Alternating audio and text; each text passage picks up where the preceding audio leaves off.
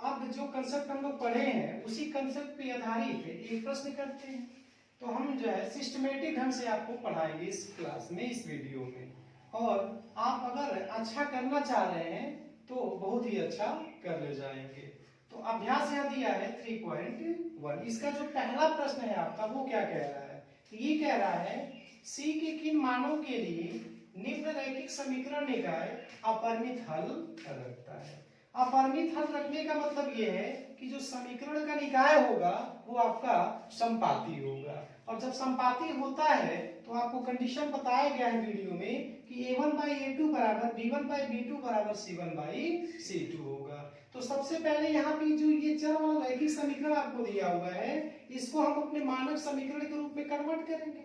और जब मानक रूप में कन्वर्ट करेंगे तो ये जो 2 होगा आपका उसको लेफ्ट हैंड साइड में पक्षांतर करना पड़ेगा। जब 2 लेफ्ट हैंड साइड में पक्षांतर हो जाएगा तो यहाँ से हमारा समीकरण हो जाएगा 2x + 3y - 2 और इक्वल टू हो जाएगा 0। अब इसको अपने मानक समीकरण से तुलना करेंगे, यानी a1x धन है, b1y धन है, c1 और इक्वल टू 0। जब इससे हम कंपेयर करेंगे तो a1 का मान आ जाएगा आपका यहाँ से 2, b1 का मान आ जाएगा यहाँ पे आपका 3 और c1 का मान आ जाएगा -2।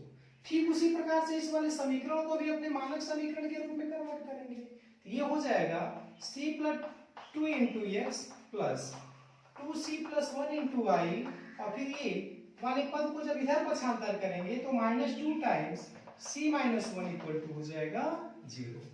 अब इसको भी अपने मानक समीकरण से तुलना करेंगे, यानी a2x धन है, b2y धन है, c2 और इक्वल टू हो जाएगा 0। इसी से तुलना कर देते हैं।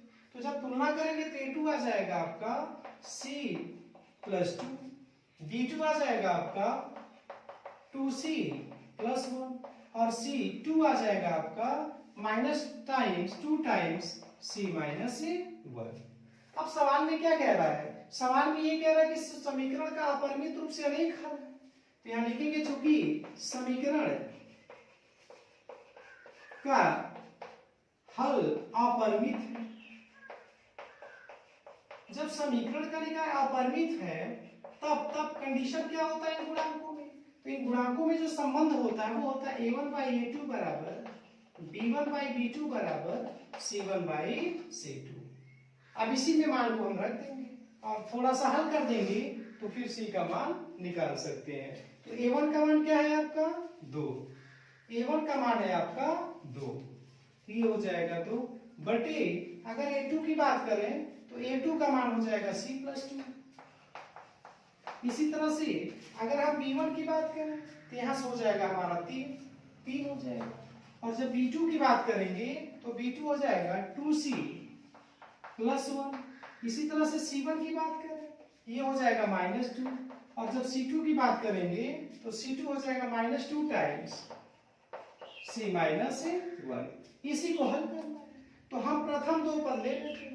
तो प्रथम 2 पद से, प्रथम 2 पदों से जब हम प्रथम 2 पदों से बात करेंगे तो ये लिखा है 2/c + 2 और बराबर हो जाएगा 3/2c + 1। क्रिया गुणा कर देंगे।